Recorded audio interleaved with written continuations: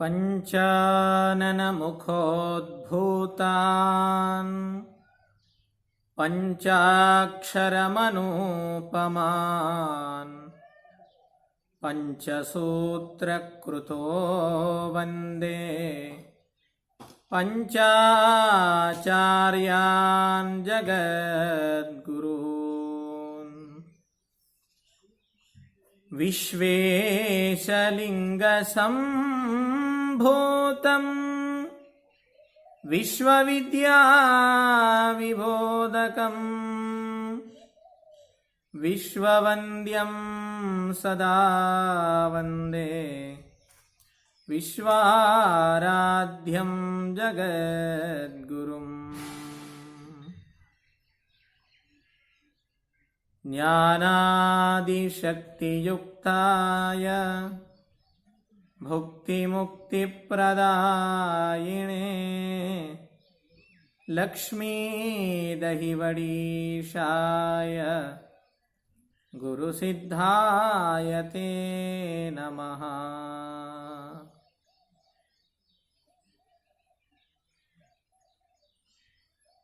प्रप्रथम वेद वेदांगे इतिहासागम सर्वशास्त्र सुप्रसिद्ध श्रीमद विमल वीरशैव धर्म संस्थापनाचार्यवर्य जगदादि जगद्गुरु पंचाचार्यांच्या दिव्य पवित्र चरण कमली अनंतानंत भक्तिपूर्वक साष्टांग दंडवत प्रणिपात समर्पित करून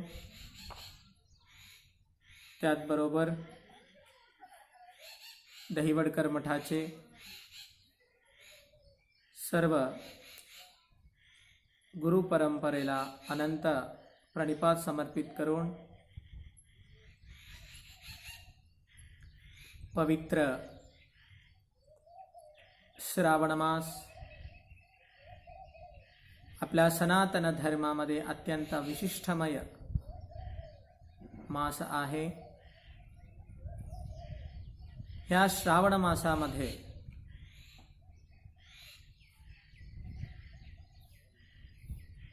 श्रावण मास तपोनुष्ठान आध्यात्मिक समिति पिंपरी चिंचवड पुणे या संस्थातर्फे गेले वर्षी श्रावण मासामध्ये काशी जगद्गुरु महास्वामीजींच्या आध्यात्मिक तपोनुष्ठान कार्यक्रम अत्यंत वैभवपूर्वक संपन्न झालेला आहे। गेले वर्षात भरपूर सामाजिक कार्य आणि त्याचबरोबर आध्यात्मिक कार्य सुद्धा त्या समितींच्या तर्फे झालेले आहे। अनुष्ठानामध्ये दररोज प्रातःकाल सामूहिक जपयज्ञामध्ये सगळे भाग घेत होते आणि त्यानंतर महास्वामीजींच्या आगमन होत होता आणि इष्टलिंग महापूजा तसेच शिवनाम स्मरणपूर्वक अष्टोत्तर शतनामावली सर्वजनांच्या सामुदायिक इष्टलिंग महापूजा आणि दंपती समवेत जगद्गुरु महापाद्यपूजा नंतर महामंगलारती महास्वामीजींच्या अमृतवाणी प्रवचन बोधामृत होत होता। त्यानंतर सर्वांनाही पादोदक आणि प्रसादाची व्यवस्था होत होती. हे सकाळचा कार्यक्रम अत्यंत विशिष्टमय वातावरणामध्ये संपन्न होत होता. आणि संध्याकाळी सर्व सद्भक्तगण अत्यंत भक्ती, श्रद्धा, निष्ठा, शांततापूर्वक सर्वांनी जपयज्ञामध्ये भाग घ्यायचे. आणि नंतर अत्यंत आनंदाने महास्वामीजींच्या आगमन सर्वांनी करून महास्वामीजींच्या दिव्य सान्निध्यामध्ये सद्भक्तगण व शिवाचार्यगण यांच्या उपदेश व्हायचे.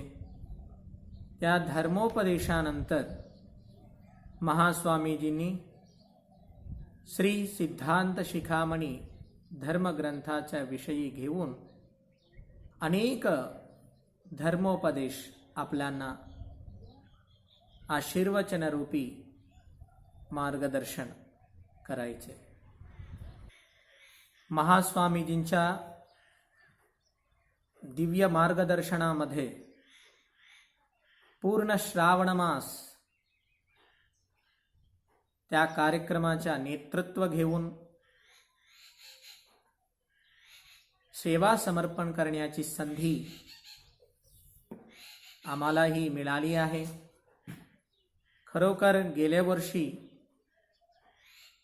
फक्त पूजापाठ, ध्यान, आध्यात्मिक चिंतनच नव्हे तर सर्व सामाजिक उद्धरण कार्यक्रम सुद्धा घेतलेला आहे. रक्तदान आणि ज्यांना प्राथमिक चिकित्साची आवश्यकता आहे त्यांना प्राथमिक चिकित्साची व्यवस्था, अन्नदान इत्यादी सर्व काही वैशिष्ट्यपूर्ण कार्यक्रम तिथं झालेले आहे. यावर्षीही श्रावणमास आध्यात्मिक तपोनुष्ठान समितीचे अध्यक्ष श्री महेश स्वामी व सर्व सदस्यगण महास्वामीजींच्या आशीर्वादाने यावर्षीही श्रावणमास तपोनुष्ठान करण्याची वेळ घेतलेली आहे. पण प्रकृतीच्या अव्यवस्थीकरणामुळे जगभरात कोरोना विषाणूचा कोविड-19 रोगामुळे सर्वांनाही देशाचे लॉकडाऊन झाल्यामुळे सामूहिक कार्यक्रम करता येत नसल्या कारणाने ह्या अनुष्ठान थांबवायचं नाही. अनुष्ठान आपले आपले जागी बसून सर्वांनाही त्याचा लाभ मिळावा म्हणून एक वैशिष्ट्यपूर्ण अद्भुत योजना एक केलेली आहे. ते म्हणजे ऑनलाईन द्वारे सर्व भक्तांना घरीच पूजा करून घेणे आणि संध्याकाळी महाराज लोकांचा, जगद्गुरु महास्वामीजींचा, सर्व शिवाचार्यांचा प्रवचन कार्यक्रम आपल्या सर्वांना श्रवण करण्यासाठी उपलब्ध करून देणारे. रोज एक शिवाचार्य महाराजांचा प्रवचन आपल्याला मिळणार आहे. खरोखर अतिशय एक विशिष्टमय संकल्पना आहे. या समितीचे सर्व सदस्यांना व महेश स्वामींना आणि त्यांना सर्व काही मदत देणारे सर्व सद्भक्तगण व शास्त्री वृंदांना जगद्गुरु पंचाचार्यांच्या अनंत मंगलाशीर्वाद प्राप्त व्हावा असा आम्ही प्रार्थना करत आहोत. आणि पहिल्या दिवशीचा एक प्रवचन कार्यक्रम, उपदेश देण्याची विनंती महाराजांना केल्यामुळं आता आम्ही धर्मोपदेश देणार आहोत. सर्वांनी शांत चित्ताने श्रवण करावे.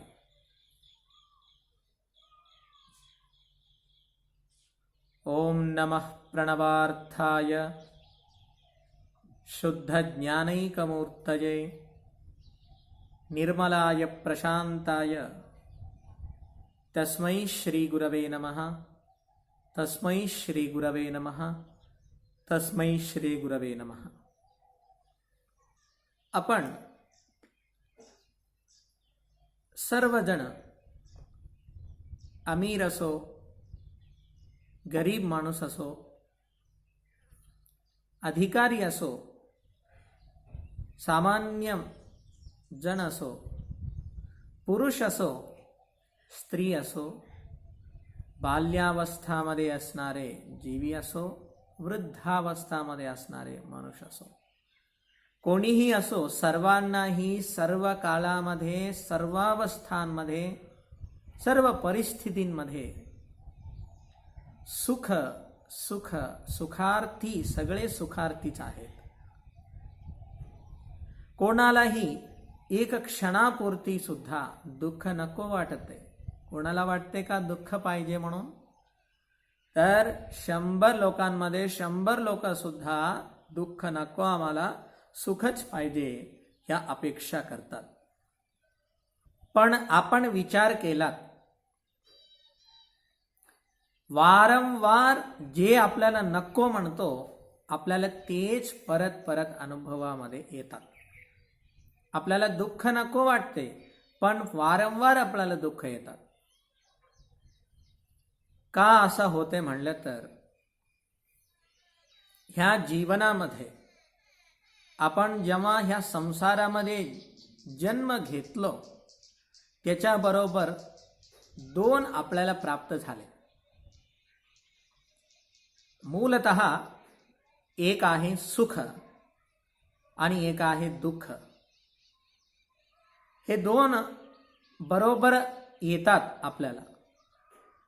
आपण सगळे सुद्धा सुखार्थीच असतो, परंतु आपल्याला दुःख मिळतो. तेच दुःख टाळण्यासाठी वारंवार आपण वेगळा वेगळा कार्यक्रम, वेगळा वेगळा कर्म, वेगळा वेगळा काम करून त्या दुःख दूर करण्यासाठी प्रयत्नशील असतो. पण शास्त्रामध्ये सुखार्थी होण्यासाठी, सदैव सुखाची अनुभूती घेण्यासाठी आपल्याला अत्यंत विशिष्ट मार्ग सांगितलेला आहे. पुण्यस्य फलमिच्छन्ति पुण्यं नेच्छन्ति मानवाः फलं पापस्य नेच्छन्ति पापं कुर्वन्ति यत्नतः पापं कुर्वन्ति यत्नतः असं सांगितले जातात. म्हणजे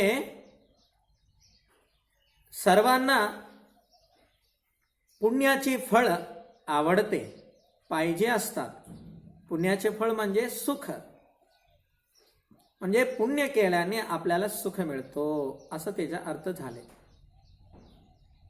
पण पुण्य करण्याची इच्छा कोणीही करत नाही. आणि दुसऱ्या लाईनमध्ये असं सांगितले आहे, फलम पापस्य न इच्छन्ति यत्नेन पापम कुर्वन्ति. म्हणजे पापाचे फळ काय आहे म्हणले तर दुःख आहे. पापकर्म केल्याने आपल्याला दुःखच अनुभव घेतला पाहिजे असा एक धर्म आहे. परंतु पापाच्या फळ कोणालाही नको वाटते. दुःख कोणाला पाहिजे का? दुःख कोणालाही नको. पण प्रयत्नपूर्वक सगळे पापकर्म करतात. स्वार्थी होऊन, खिन्न मनस्क होऊन, द्वेष भावना, काम, क्रोध, लोभ, मोह, मद, मत्सरांचं, शत्रूंचं दास होऊन जे शास्त्रामध्ये सांगितलं गेलं ते काम करत नाही, जे करू नये म्हणून सांगितलेले आहे तेच काम करत राहतात, म्हणून वारंवार दुःखाचे अनुभव होतात. तसा दुःखाचा अनुभव होऊ नये, दुःख आपल्याला नको वाटते तर आपण शास्त्र निषिद्ध कार्य कुठलेही करायचं नाही. म्हणजे आपल्याला निर्णय देणारे कोण आहे म्हणले तर तस्मात शास्त्रम प्रमाणम ते कार्य व्यवस्थितौ. हे असंच करायला पाहिजे, हे असं करू नये असा आपल्याला निर्णय देणारे, आपल्याला शासन करणारे कोण आहे म्हणले तर शास्त्र ग्रंथ आहे, म्हणून त्याला शास्त्र असं म्हणतात. ते आपल्याला शासन करतात.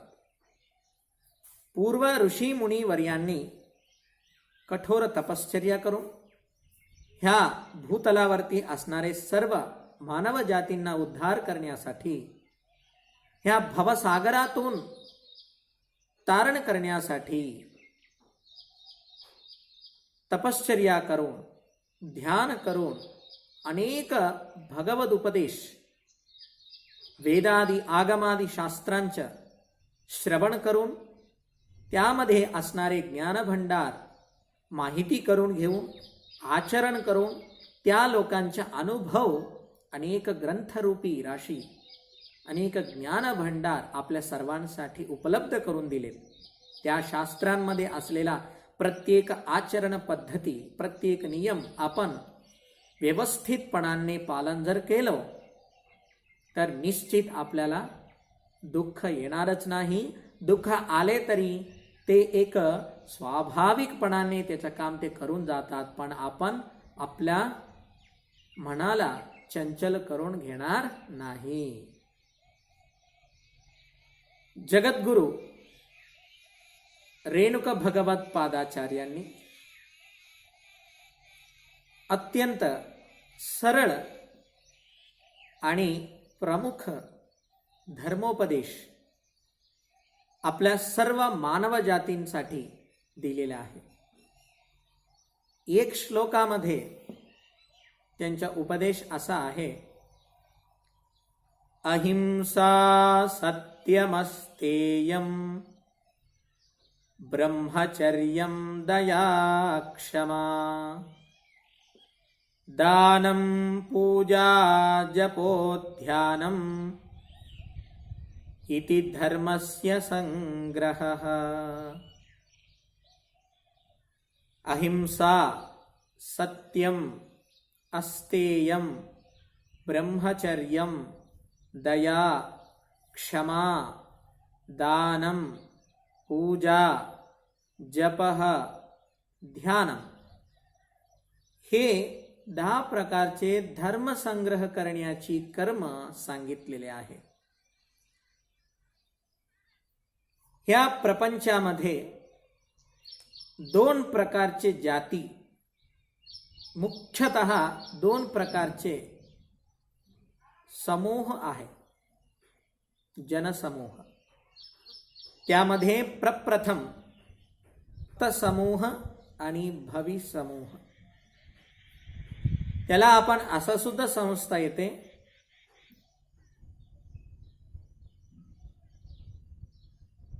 दैवी भावना संपन्न व्यक्ती, राक्षस भावना संपन्न व्यक्ती, किंवा पुण्यवान व्यक्ती, पापवान व्यक्ती, किंवा सरळ लोकभाषामध्ये सांगायचे असले तर चांगले लोक आणि वाईट लोक, असं 2 प्रकारचे जाती आहे, 2 प्रकारचे समूह आहेत जगतामध्ये. त्या 2 प्रकारच्या जनतामध्ये फरक काहीतरी असेल ना. पूर्वी काळामध्ये कृतयुगामध्ये, त्रेतायुगामध्ये, द्वापर युगामध्ये, पूर्वयुगामध्ये, तेव्हा चांगले लोकांना, वाईट लोकांना, दुष्ट लोकांना ओळखायला खूप सरळ होता. त्यांना मोठे मोठे श्रृंगी दिसत होते, दात मोठे होत होते, कान मोठे होत होते, शरीर मोठे होत होता आणि ते राक्षस प्रवृत्तीचे असायचे. सर्वांना त्रास द्यायचे, सर्वांकडून सगळ्या वस्तू विना मागता उचलून आणायचे. अशा प्रकारे कर्मामुळे त्या दुष्ट लोकांना लवकर ओळखण्यासाठी अनेक सूचना मिळत होते आणि चांगले लोक अत्यंत गुणशीलवंत राहायचे. दैवी तेज त्यांच्या तोंडावरती दिसत होता आणि त्यांनी कुठलेही कोणालाही काही म्हणायचे नाही. त्यांचे कर्म त्यांनी निस्वार्थपणाने करायचे. असा देव आणि असुरांमध्ये फरक भरपूर होत होता. पण अलीकडं ह्या कलियुगामध्ये आपल्याला तसा भेद नाहीये. सर्व लोक सारखेच दिसतात, सर्वजण चांगले वाटते आणि इथे राक्षस कोण आहे, देव कोण आहे हे आपल्याला माहित होता नाही. तर आपल्याला असं डोळ्याने पाहिले तर माहित होत नसेल तर शास्त्राच्या दृष्टीने आपण पाहायचे. तर चांगल्या लोकांमध्ये कुठला गुण आहे हे आपल्याला माहित असले तर वाईट लोक कोण आहे आपल्याला माहित होऊन जातं. चांगले लोक कोण आहे, शास्त्रामध्ये काय सांगितले, जगद्गुरु भगवत्पादाचार्यांनी अहिंसा आदी जे 10 धर्म संग्रह कार्य आहे, जे व्यक्ती हे नित्य नियम अनुसार एकही दिवस न सोडता, कधीही कुठल्याही परिस्थितीमध्ये न सोडता ज्यांनी हे धर्मसंग्रह करतात, तोच व्यक्ती पुण्यवान व्यक्ती आहे, तोच व्यक्ती सुरगुण संपन्न आहे, तोच व्यक्ती देव आहे असं सांगितले आहे. ते काय आहे म्हणले तर एक एक आपण विश्लेषण करत जाऊया. अहिंसा प्रथम सांगितलेले आहे. अहिंसा, अहिंसा म्हणजे हिंसा करू नये, हिंसा करायचं नाही. हिंसा म्हणजे आपण शारीरिक रूपाने हिंसा देतो, मानसिक रूपाने हिंसा देतो आणि वाणींच्या मुळा सुद्धा हिंसा देऊ शकतो. कोणालाही आपण मृदू मधुर भाषामध्ये बोलले तर खूप आनंद वाटते, आणखीन ऐकू वाटते. पण आपण तेच चुकल्यानंतर कठोर शब्दांनी ओरडून आणि अपशब्दांनी जर आपण त्यांना बोललो तर त्यांच्या मनामध्ये खूप दुःख निर्माण होते ते आपल्या वाणी ऐकून. म्हणजे आपण वाणीने सुद्धा दुसऱ्यांना हिंसा देऊ शकतो. आणि दुसरा हिंसा असा आहे शारीरिक हिंसा. म्हणजे आपल्याकडे बळ जास्त असतात, दुसऱ्यांकडे बळ कमी असतात, तर तेव्हा आपण आपल्या बळ उपयोग करून त्यांच्या शरीराला त्रास देणे, त्यांना मारणे इत्यादी सगळं करून सुद्धा शारीरिक हिंसा करू शकतात. अजून एक आहे मानसिक हिंसा. म्हणजे त्यांना शरीराला त्रास द्यायचा नाही, त्यांना वाणीने त्रास द्यायचा नाही, पण त्यांच्या सुख अनुभूतीमध्ये आपण बाधा आणायचे, त्यांना विघ्न आणायचे, त्यांचे कुठलेही कार्य पूर्ण होऊ नये तसं आपण इनडायरेक्ट मध्ये त्यांना प्रॉब्लेम्स निर्माण करून द्यायचे. तर त्यांच्या मनाची शक्ती कमी होतो आणि त्यांच्या समाधानत्व भंग होतो, तेव्हा त्यांच्या मानसिक हिंसा झाल्यासारखं होतात.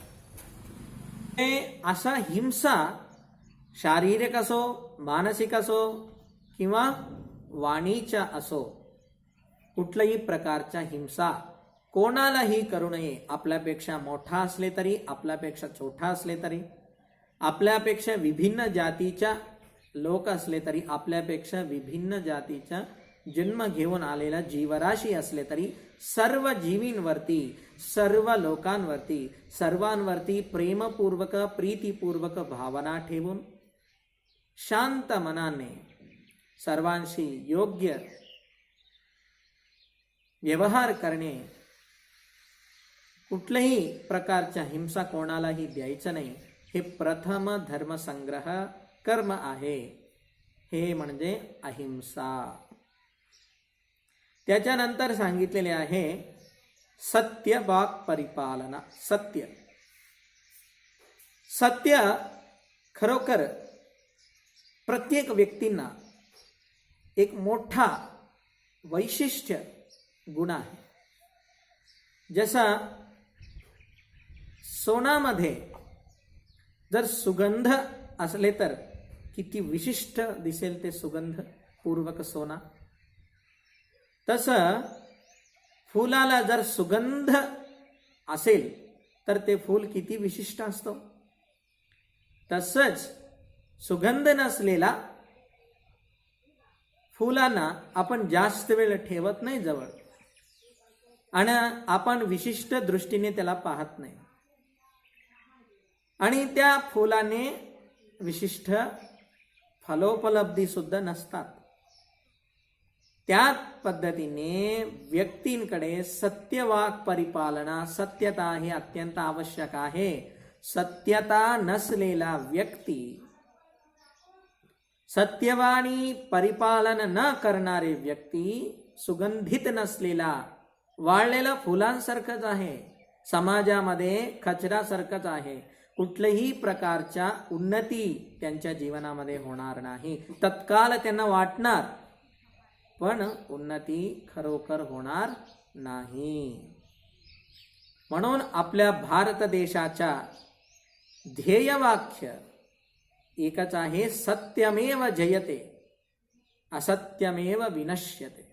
सत्यमेव जयते, सत्य ही विजय प्राप्त करून घेतात.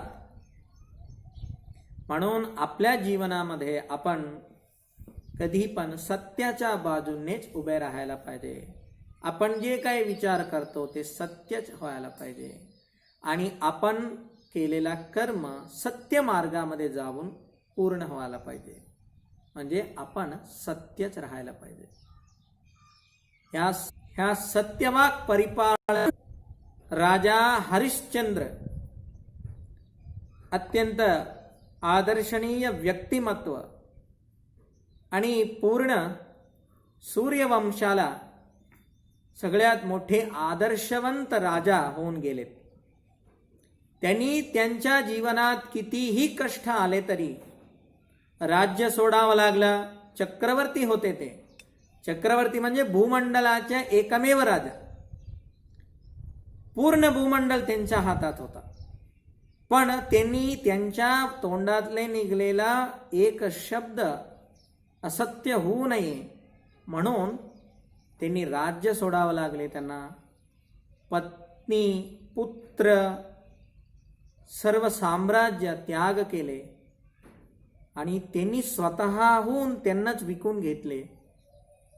एकमेव कारण सत्य वाक् परिपालन व्हायला पाहिजे. माझ्या तोंडातून आलेला शब्द मी नाही बोललो असं म्हणले तर चुकी होणार, असत्य होणार. म्हणून त्यांनी एवढा मोठा त्याग केले. म्हणून आजही आपण त्यांना स्मरण करतो. त्याचं कारण एकच आहे, सत्यासाठी त्यांनी सर्व काही सोडले. म्हणून त्यांनी त्यांचे शरीर सोडून लाखो वर्ष झाल्यानंतर सुद्धा कृतयुग गेला, त्रेतायुग गेला, द्वापर युग गेला आणि कलयुग आला तरी सुद्धा सत्य हरिश्चंद्र म्हणजे त्यांनी असलेल्या युगालाच कृतयुग नाव काढून सत्ययुग म्हणून सांगितलेले आहे. एवढा वैशिष्ट्य त्या सत्यांच्या शक्ती, सत्यवाक् परिपालनाचे ताकद एवढा असतात. म्हणून सदैव सत्यवाक् परिपालन करावा. आपण छोटे मोठे उपलब्धींमुळे, लाभापेक्षामुळे आपण काहीही विचार करून खोटं बोलून टाकतो आणि तिथं तत्कालीन सुख आपण भोगतो, पण आपल्या खात्यामध्ये आपल्याला असत्य वाणी बोलल्यामुळे पाप संचय होतात. म्हणून हे दुसरा धर्म संग्रह कार्य म्हणजे सत्यवाक परिपालना, सत्य बाजूचं राहायला पाहिजे. आणि तिसरा आहे अस्तेयम. अस्तेयम म्हणजे आपला नसलेला वस्तू, आपला नसलेला नाव, आपला नसलेला कीर्ती, आपल्याला नाहीये तसं सर्व काही पदार्थ, पैसा, प्रॉपर्टी, जे काय आपण भोगण्याची प्रयत्न करतो, त्यासाठी आपण विविध प्रकारचे विचार करून, विविध प्रकारचे कर्म करून, लोकांना त्रास देऊन आपण ते वस्तू प्राप्त करून घेतो. म्हणजे एक दृष्टीने ते चोरी करायचे म्हणा. आणि आपला नसलेला एक वस्तूंवरती आपलापणा दाखवणे, हे सर्व काही अस्तेयम मध्ये येतात. अशा प्रकारचे गुण, अशा प्रकारचे कर्म आपण करू नये. आपलं जे आहे त्यामध्ये आपण राहून अत्यंत संतोष भावनाने, अत्यंत शांत चित्ताने, उदार गुणाने आपण कर्म करायला पाहिजे. ते आहे अस्तेयम. ब्रह्मचर्य. चौथा आहे ब्रह्मचर्यम. ब्रह्मचर्य म्हणजे शारीरिक इंद्रिय सुखभोग घेण्याची लालसा, तीव्र इच्छा, ह्याला आपण जर मान्य दिलो, आपल्या इंद्रिय सांगितल्याप्रमाणे जर आपण करत गेलो, तर ते इंद्रिय पूर्ण आपल्या शरीरालाच नष्ट करून टाकणार. इंद्रिय जर आपण सांगितल्याप्रमाणे जर आपण ठेवून घेतलो, आपल्या अधीन झाला, तर आपला हा शरीर दिव्य शरीर होतात. आपलं हे मन परिपक्व होतात. आणि तसं परिपक्व मन झाल्यानंतर ते स्थिर चित्ताने त्या भगवत स्वरूपी परमात्माला सदैव स्मरणात ठेवू शकतात. म्हणजे त्यांच्या मनामध्ये सदैव ब्रह्माचे चिंतन चालत असतात. तेच ब्रह्मचर्य आहे. जर व्यक्ती इंद्रिय लोलुपतामध्ये इंद्रिय निग्रह न ठेवता, इंद्रिय सांगितल्याप्रमाणे जीवाला जे वाटते ते बोलायचं, जीवाला जे आवडते ते खायचं, डोळ्याला जे आवडते ते बघत जायचं, कानाला जे आवडते ते ऐकत जायचं, असा एक स्वतंत्रता जर इंद्रियाला देऊन टाकलो, तर आपला हा जीवनाचा उद्देश कधीही पूर्ण होऊ शकणार नाही. पुनः पुन्हा ते जीवात्मा अधोगतीमध्ये जाऊन तिर्यक जन्मामध्ये जन्म घ्यावा लागतो. तिर्यक योनींमध्ये जन्म घ्यावा लागतो. म्हणजे इंद्रिय निग्रह आणि आपल्या मनाचे, चित्ताचे शांत करून घेण्यासाठी ब्रह्मचर्य पालन करावं लागते. तिथे नामस्मरण आणि दैवी भावनांनी राहणे, इंद्रिय निग्रह करून घेण्यासाठी आहार, विहार, व्यायाम इत्यादी सर्व विषयांवरती अत्यंत विशिष्ट विचार आचार करायचे. हे सर्व काही ब्रह्मचर्यामध्ये येतात. तर सांगितलेले आहे दया. दया म्हणजे दुसरा बलहीन व्यक्ती किंवा बलहीन जीवी किंवा आपल्यापेक्षा मोठे झालेले वृद्ध लोकांवरती आणि गरीब गरजू लोकांवरती दया दाखवायला पाहिजे. कधी कधी आपण पाहतो आपण सुद्धा केलेले असेल लहान असताना. कुठंतरी कुत्र्या वगैरे दिसला तर त्याला पळून जाण्यासाठी आपण दगड घेऊन मारतो. विनाकारण आपण दगड घेऊन मारतो.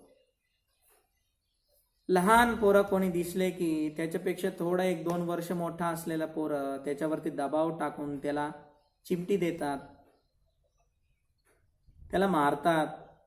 ते सांगितल्याप्रमाणे ऐकायला पाहिजे असं सांगून त्याला त्रास देतात. हे सर्व हिंसात्मक कर्म आहे. आपल्यापेक्षा बलहीनवान व्यक्ती, परिस्थिती कमी असलेल्या लोकांवरती आपण दया करायला पाहिजे. वृद्ध झालेला ज्येष्ठ लोकांवरती आपण प्रेमाने त्यांच्या सेवा करायला पाहिजे. आणि भूतदया हे एक आध्यात्मिक साधनामध्ये पुढे जाणाऱ्या लोकांना अत्यंत प्रमुख गुण आहे. तेव्हाच त्यांना दृष्टी विशाल होतात, त्यांच्या मन विशाल होतात. फक्त आपल्या पोटापुरती आपण खाऊन आपण राहणे हे स्वार्थ झाला. तसे लोकांच्या मन कधीही मोठा होऊ शकत नाही. आणि मोठा मन नाही झाला तर तो कधी भक्त होऊ शकत नाही. आणि जो भक्त नाही झाला तो भगवंत होऊ शकत नाही. म्हणून मन विशाल करण्यासाठी हे दया गुण अत्यंत आवश्यक आहे. सर्व पशूंमध्ये, सर्व जीवींमध्ये मीच आहोत, परमात्माच मला दिसायला लागलेत. सर्वांमध्ये माझ्यामध्ये जे आहे तेच सर्वांमध्ये आहे. म्हणून आपण कुठलेही पशु पक्षीला हिंसा न करता आपल्याकडे असलेला थोडाफार जे काही खायचे असो, आपल्या परिस्थिती चांगला असले तर त्यांना आपण सहाय्य करणे, दया दाखवणे. आपण अलीकडे सिटीमध्ये, पुणे असो मुंबई असो, अनेक सिटीमध्ये आपण पाहत आहोत एक एक संस्था खरोखर श्रेष्ठ कार्य करायला लागलेत. म्हणजे ॲक्सिडेंटमध्ये जे काही जीवी हात किंवा पाय मोडलेत त्या जीवींना कोणी राहत नाही, डॉक्टर सुद्धा बघत नाही, कोणी नाही करत. ते तसंच काही दिवस राहून मरून जातात. पण तसे जीवींना ह्यांनी आणून हॉस्पिटलमध्ये त्याच्या चिकित्सा करून त्याला मेडिसिन देऊन व्यवस्थित रूपामध्ये झाल्यानंतर तेव्हा त्याला स्वतंत्र सोडून टाकतात. असे अनेक संस्था आहेत. हे म्हणजे दया. म्हणजे आपल्याला कशाला जाऊ द्या, आपण आपलं काम करत जाऊ हे नाही. आपल्याला जर कोणी कष्टात दिसले तर आपण त्यांना सहाय्य करणे, दया दाखवणे हे अत्यंत उपयुक्त गुण आहे धर्मसंग्रहासाठी. म्हणून दयावान खरोखर देवासारखंच दिसतात. जेव्हा आपण कष्टामध्ये राहतो तेव्हा, जेव्हा आपण सुखामध्ये राहतो तेव्हा दयावान व्यक्ती आपल्याला मूर्खसारखं दिसतात. त्याला काही दुसरं कामच नाहीये, हेच करत फिरतात. त्याच्या घरचं काय पाहत नाही, तो लोकांच्या सगळ्यांचं हे सहाय्य करत फिरतात, तो असं म्हणतात. पण जेव्हा खरोखर आपल्याला तशी परिस्थिती येईल तेव्हा आपण पाहतो कोण माझ्या सहायता करणारे म्हणून. म्हणून ते गुण आपल्यामध्ये असले तर तसा वेळ आपल्याला येणार नाही. देवांनी आपल्याला रक्षण करायला येतात. म्हणून दयावान व्हायलाच पाहिजे. हे दया अत्यंत प्रमुख गुण आहे. तर क्षमा, क्षमा हे धर्मसंग्रह कार्यामध्ये खरोखर विशेष गुण आहे. सर्व आध्यात्मिक प्रगती करून घेणारे साधक मंडळी हे क्षमा गुणयुक्त असला पाहिजे. जर आपल्या मनामध्ये क्षमा हे गुणच नसेल तर आपण सर्वांना शत्रूच समजून घेणार आणि त्या बंधनामध्ये पडून आपण पुढे जाऊ शकणार नाही. आपलं मन विचलित होतच जाणार. कोणी आपल्याबद्दल वाईट विचार केले समजा, ते विषय आपल्याला माहिती झाले, त्यांनी केलेल्या साजिश आपल्याला माहिती झाले, तर तेव्हा आपल्या मनामध्ये त्यांच्याबद्दल द्वेष भावना निर्माण होतात. आणि आपणही त्यांच्याबद्दल तसं विचार करायला लागलो आणि हीच वारंवार होत गेला तर आपला जे मार्ग होता आध्यात्मिक प्रगती करून घेणे, आपल्या मनाला आपण शांत करणे, अमनस्क स्थितीमध्ये जाऊन आपण जीवनाचे सत्यताकडे जाण्याचे जे आपलं लक्ष्य होता ते थांबून जाईल आणि ही अनावश्यक भानगडीमध्ये आपण पडणार आहोत. कोणी आपल्याला काहीतरी म्हणायला लागले म्हणलं तर आपण असं समजावा, फळ असलेला झाडालाच कोणी सुद्धा दगड फेकतात. चांगला गुण युक्त आहे तुम्ही, विशिष्टपूर्ण व्यक्ती आहे तुम्ही, म्हणून तुम्हाला त्रास देतात. तसं त्रास देणारे लोकांना ते वृक्ष किंवा त्याचे फळ कधी शत्रुता भावनाने पाहत नाही. निस्वार्थ भावनाने शांत चित्ताने ते अजूनही त्यांना फळ देतात. त्या पद्धतीमध्ये आपण जर व्यवहार केलो, आपल्यावरती द्वेष करणारे लोकांबरोबर व्यवहार करायचा असले तर आपल्याकडे क्षमा हे गुणच एकमेव पर्याय आहे, एकमेव उपाय आहे. जाऊ द्या, त्यांच्या कर्माचे फळ तिने भोगतात. आपण क्रुद्धित होऊन आपल्या मनाला आपण मलिन करून घ्यायचं नाही. हे अत्यंत विशिष्ट एक औषध आहे, एक कवच आहे. साधकांना क्षमागुण एक कवच आहे. त्यानंतर जगद्गुरु रेणुक भगवत पादाचार्यांनी दानम हे एक कर्म सांगितलेले आहे. दान खरोखर आपण जीवनामध्ये आपल्या जीवन पोषणासाठी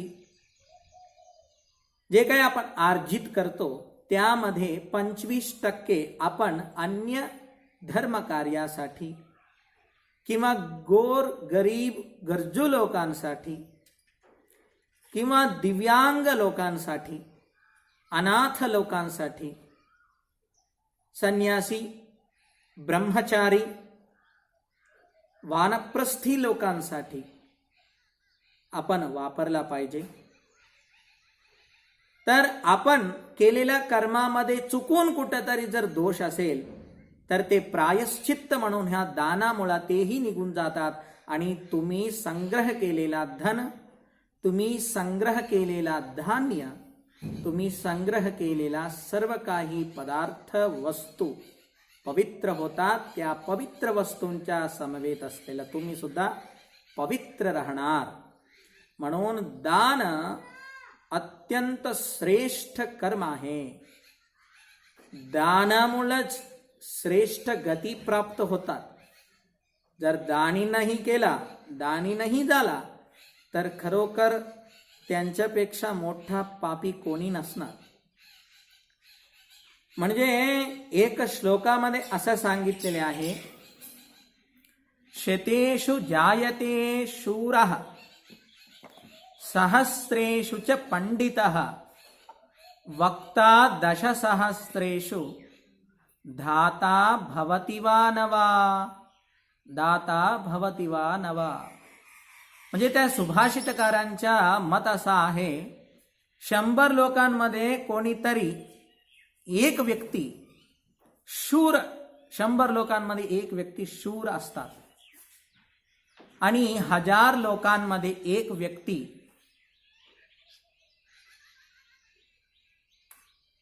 पंडित असतात.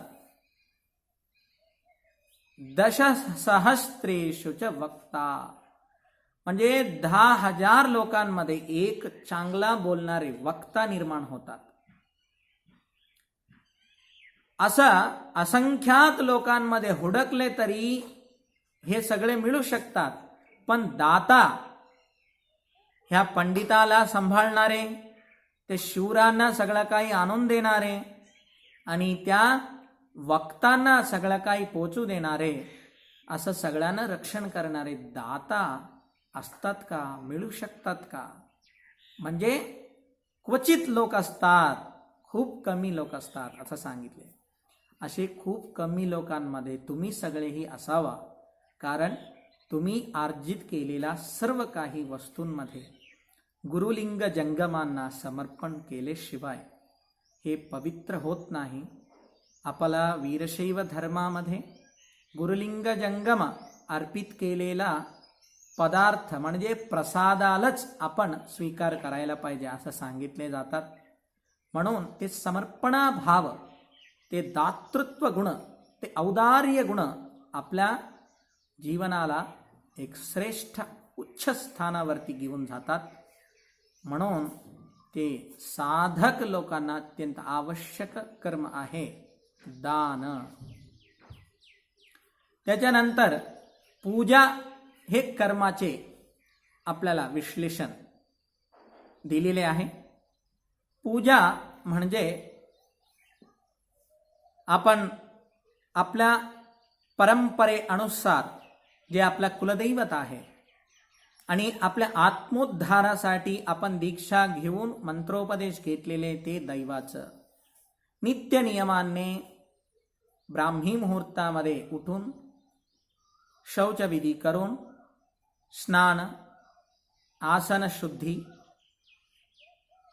नामस्मरण, भस्मधारण, रुद्राक्षधारण इत्यादी सर्व धारण, शिवलांछन धारण करून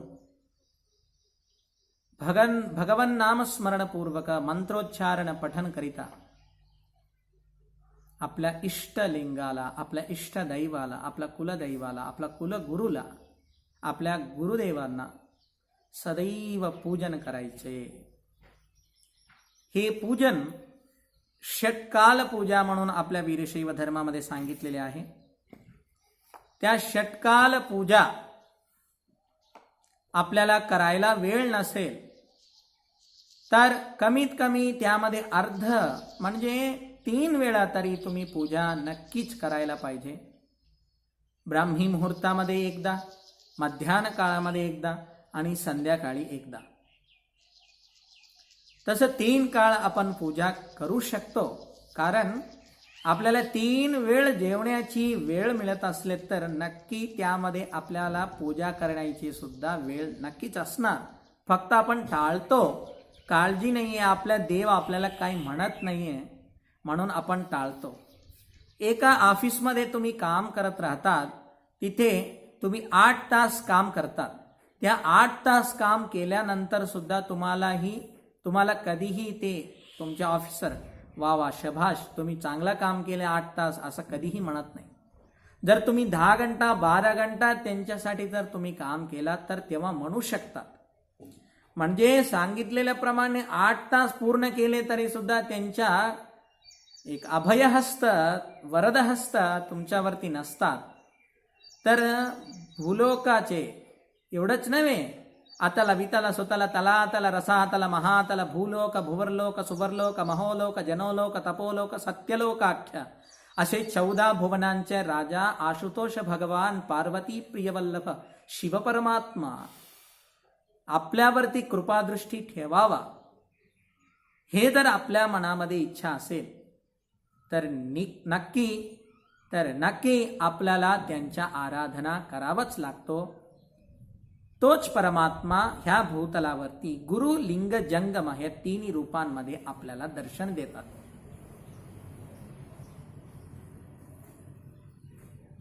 असं गुरुलिंग जंगमांच्या आराधना निरपेक्षित भावनांनी सर्व उपचार उपलब्ध करून करणे हे अत्यंत आवश्यक आहे. महाराज, आम्हाला सर्व काही वस्तू प्राप्त होत नाही, आमच्याकडे एवढं ताकद नाही, हे सर्व वस्तू आणून आम्हाला हे सगळं करायची म्हणले तर आमच्याकडून होत नाही म्हणले तर तुम्ही भक्ती भावनांनी तुम्ही जर उपचार मनामधून जरी समर्पण केला तरी ते भगवंताला पोचल्यासारखंच तुमच्या खात्यावरती पुण्य प्राप्त होतो. तुम्हाला तेच पाहिजे, पंचामृतच पाहिजे, सगळं काही असले तरच मी तृप्त होतो असं सांगितलं नाही आहे भगवंतांनी. पत्रम पुष्पम फलम तोयम यो मे भक्त्या प्रयच्छती. भक्त्या प्रयच्छती म्हणजे भक्तीने समर्पण करावा, काय पण असो, हेच पाहिजे असं सांगितलेले आहे. म्हणून भक्ती अत्यंत आवश्यक आहे. या भक्तिपूर्वक केलेला पूजच पूजा समजल्या जातात.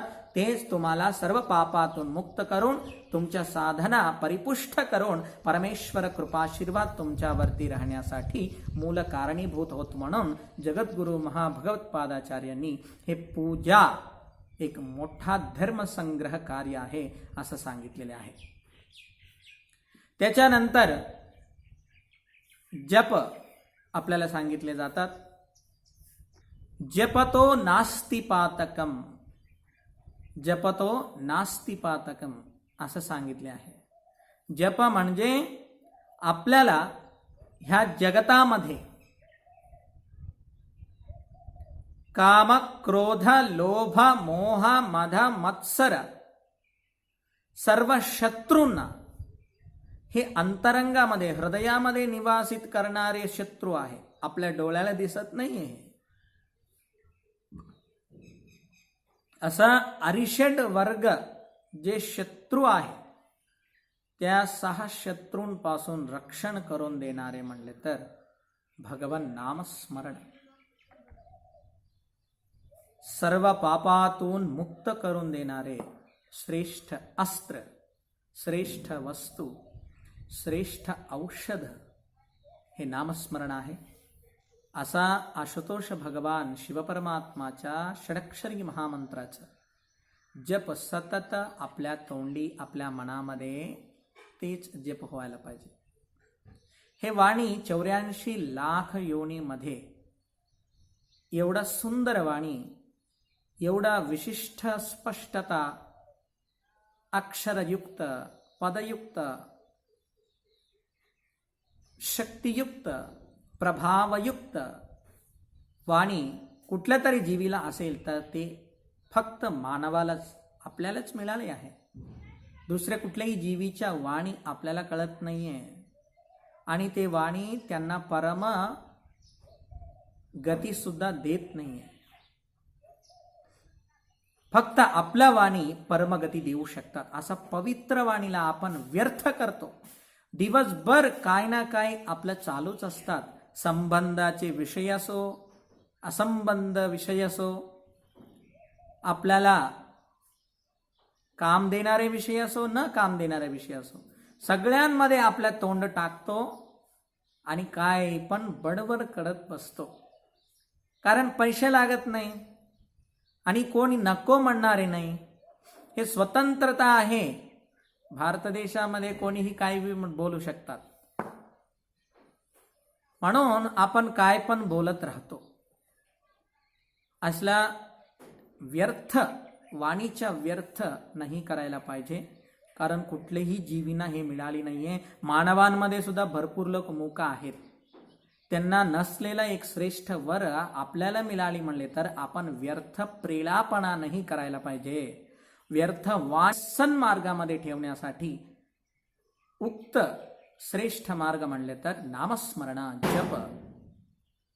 जप तुम्ही जेवढा तुम्ही करणार तेवढा तुम्ही दुसऱ्या कर्मांमुळे उपलब्ध करून घेतलेला पाप सुद्धा निवृत्त होऊ शकतात. गुरुराज महाराज चांगलं सांगितले. मग आम्ही एकाकडे पाप करतो आणि एकाकडे जप करतो. जप पापाची निवृत्ती करतात म्हणून आपण सांगतात. मग आम्ही सकाळी पाप करतो आणि संध्याकाळी जप करत बसतो. असा नाही सांगितले. पूर्वजन्मामध्ये न कळता केलेला पाप निवृत्ती करून घेण्यासाठी जप कारणीभूत होऊ शकतात. कळून मी हे केले तर मला पाप लागतो म्हणून माहिती असून सुद्धा जर तुम्ही पाप केले तर ते पाप तुम्हाला सोडणार नाही अनुभव केल्याशिवाय. म्हणून सुकर्म करा आणि इथून मी कुठल्याही प्रकारच्या जीवीला हिंसा देणार नाही आणि दया देणार आहोत, क्षमा करणार आहोत, सर्व चांगलंच कर्मे मी करणार आहोत असं समजून जेव्हा आपण जप चालू करतो तेव्हा आपलं चित्त शांती होतो आणि आपल्याला सिद्धी प्राप्त होतो, ऐश्वर्य प्राप्त होतो आणि सर्व पापातून आपण मुक्त होतो. हे जपाचे एक वैशिष्ट्य महिमा आहे. त्यानंतर शेवटचे ध्यान हे अत्यंत उत्कृष्ट धर्म साधना आहे. आपला इष्टदैव ते साकार रूपाला आपण मनामध्ये स्मरण करून घेणे आणि तिथून धारणा झाल्यानंतर ध्यानामध्ये प्रवेश करणे. प्राणायाम मनाच्या चंचलत्व दूर करतात. नंतर धारण स्थितीमध्ये आपण पोचतो.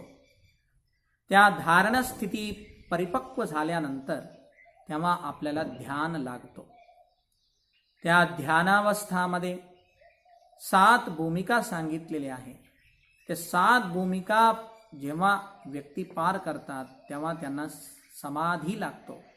ते समाधीच तन्मयावस्था आहे, तुरीयावस्था आहे. तसे जे ध्यान करून आपला इंद्रिय आणि आपल्या मन इत्यादी सर्वांना चित्त शांती करून घेतात, शांत करून घेतात, तोच व्यक्ती ध्यानी होतात. ते ध्यानच आपल्या जीव परमात्मा होण्यासाठी, आपला जन्म धन्य करून घेण्यासाठी, आपला मानव जन्माच्या परमलक्ष्य प्राप्त करून घेण्यासाठी मूल कारणीभूत आहे. सर्व कर्म आपल्या चित्तशांतीसाठी असले तर ध्यान चित्तशांती झालेला त्या जीवात्माला परमात्मामध्ये मिसळण्याची एक मोठा साधन आहे. म्हणून आपण कुठलेही कार्य करताना सुद्धा ध्यान करू शकतो. डोळे बंद करून मनाला शांत करून घेऊन, काही न ऐकता, काही न बोलता, डोळे झाकून आपण केलेला ध्यानच ध्यान नव्हे. ते सुद्धा ध्यानच आहे, पण तेच ध्यान नाही.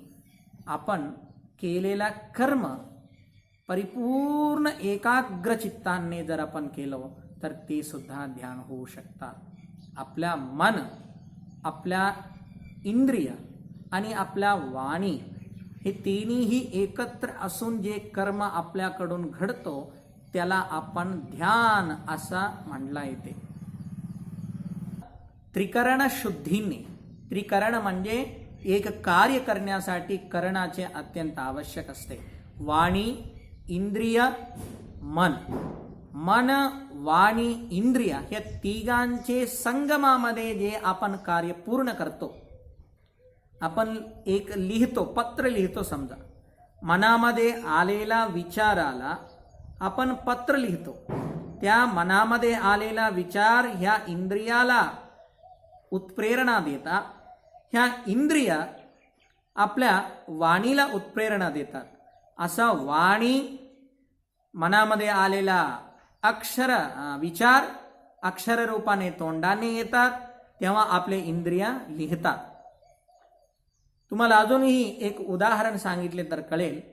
तुम्ही एक अर्चना करतात, श्री सांबाय नमः पंचामृतम समर्पयामी असा एक मंत्र म्हणून तुम्ही अभिषेक करताना पंचामृत स्नान घालतात. तेव्हा तुमच्या मनामध्ये आलेला विचार काही पंचामृत. पंचामृत म्हणजे 5 प्रकारचे अमृत, त्यांच्या स्मरण येतात आणि त्या पंचामृताला घ्या म्हणून तुमचं मस्तिष्क तुमच्या हाताला सांगतात. आणि त्यावेळी त्या पंचामृत सांब शिवाला समर्पण केले तर काय होतो ते मंत्रामध्ये सांगितले जातात. म्हणजे मंत्र, इंद्रिय, हस्त आणि वाणी, मन हे 3 एकत्र आल्याशिवाय ते उपचार भगवंताला पोचत नाही. असा प्रत्येक कार्यामध्ये सुद्धा आपण ड्रायव्हिंग सगळं करताना आपल्या मन, वाणी आणि इंद्रिय हे सर्व एकत्र यायला पाहिजे. त्याला आपण ध्यान असं सांगितलं जातात. म्हणून असे ध्यान अहिंसा, सत्य, अस्तेय, ब्रह्मचर्य, दया, क्षमा, ध्यानम, पूजा, जपो, ध्यानम इति धर्मस्य संग्रह. असे हे धर्म संग्रह. आपण पैसे संग्रह करतो, कीर्ती संग्रह करतो, लोकांना संग्रह करतो, पण शाश्वत सुख देणारे आपण पहिलेच विचार केलो सुखच पाहिजे तर काय करायला पाहिजे तर धर्म आचरण करायला पाहिजे. सांगितल्याप्रमाणे हे 10 प्रकारचे कर्म जे मनुष्य सदैव सर्व अवस्थांमध्ये, सर्व कालामध्ये, सगळ्याकडे हे जर आचरण केलं गेला तर निश्चित त्यांना शाश्वत सुखानंद प्राप्ती, परमानंद प्राप्ती, पुनरावृत्तीरहित शाश्वत शिवसायुज्य सुनिश्चित आहे, असं आपल्या जगद्गुरु रेणुक भगवत पादाचार्यांनी अगस्त्य महामुनींना उपदेश दिलेले आहे. हे उपदेश फक्त अगस्त्य महामुनींना दिले म्हणून आपण समजू नये. आपल्यालाही आपल्या जीवन धन्य करून घ्यायचे असेल तर हे 10 धर्मोपदेश, धर्मसंग्रह आपण निश्चितच करावा.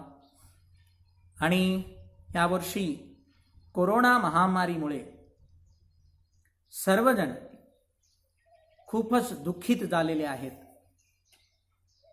अनेक लोकांचा प्राण गेलात आणि अनेक लोकांच्या परिस्थिती खूप बिघडलीत. आर्थिक मदती नसल्यामुळे अनेक लोकांनी दुःख अनुभव घेत आहेत.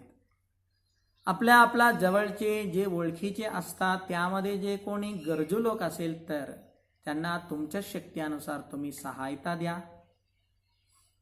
त्यांना तुम्ही एक अभय वरदहस्त तुमच्याकडून त्यांना पोचले तर त्यांना अतिशय आनंद होणार आणि तुमच्यामध्ये त्यांना देव दिसणार आणि त्यांनी इथून पुढे चांगला व्यवहार करण्यासाठी एक प्रेरणा सुद्धा दिले जाईल तुमच्यातर्फे. म्हणून ह्या कोरोना महामारीचं विनाशन होण्यासाठी सरकारी सांगितल्याप्रमाणे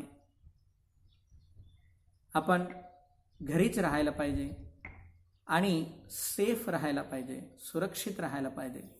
मास्क वापरा आणि हात वारंवार धुवून घ्या. बाहेरून वस्तू जास्त आणू नका. आणलेल्या वस्तूंचं शुद्धीकरण करूनच वापरा. आणि श्रावण मासात आध्यात्मिक तपोनुष्ठान समितीचे अध्यक्ष महेश स्वामी समितीच्या तर्फे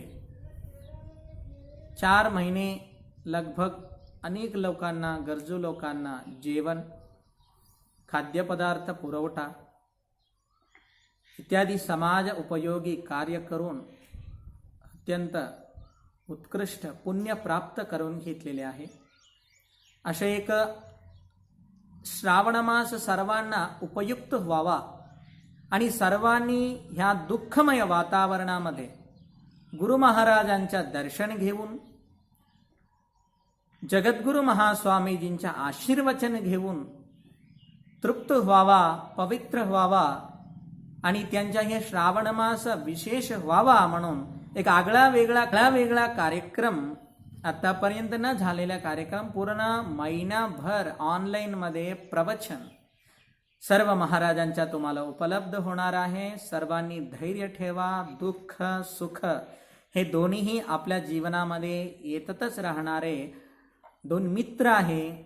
आपण त्या दोन्ही मित्राला जर मित्रत्व भावनाने पाहिलो तर खरोखर आपल्याला ते दोघे त्रास देणार नाहीये. सुख दुःख आपल्याला समान रूपामध्ये पाहून आनंदाने, समाधानाने या जीवनाला तृप्त करून घ्या, पावन करून घ्या, धन्य करून घ्या. श्रावण मास अत्यंत पवित्र मास आहे. असा पवित्र मासाला आपल्या जीवनामध्ये पवित्रता आणण्यासाठी देव, महादेव, जगद्गुरु, सद्गुरूंच्या आराधना करून पवित्रता करून घ्यावी, पुण्य समुपार्जन करून घ्यावी, अशा सर्वांनाही आवाहन करून श्रावण मास तपोनुष्ठान आध्यात्मिक समिती पिंपरी चिंचवड पुणे ह्या सर्व समिती सदस्यगणांना, प्रेरणा देणारे सद्भक्तांना, सहाय्य करणारे सर्व सद्भक्तांना, सेवा करणारे सर्व मंडळींना पुनश्च आम्ही अभिनंदन देतो. अशा एक विशिष्टमय कार्यक्रम तुमच्याकडून होत आहे. असंच दरवर्ष काही ना काही एक आगळा वेगळा विशिष्टमय कार्यक्रम तुमच्याकडून होत राहावा आणि समाजाला असंच एक श्रेष्ठता, धन्यता प्राप्त व्हावा आणि सर्व दुःखातून आपण सगळे देवांच्या गुरूंच्या आशीर्वादाने वैभव प्राप्त व्हायला पाहिजे म्हणून आम्ही आशुतोष भगवान विशालाक्षी समेत विश्वनाथ भगवंतांच्या चरणी प्रार्थना करतो. जगद्गुरु पंचाचार्यांच्या चरणी प्रार्थना करतो आणि आमच्या वाणीला इथेच विराम देत आहोत. ओम शांती शांती शांती.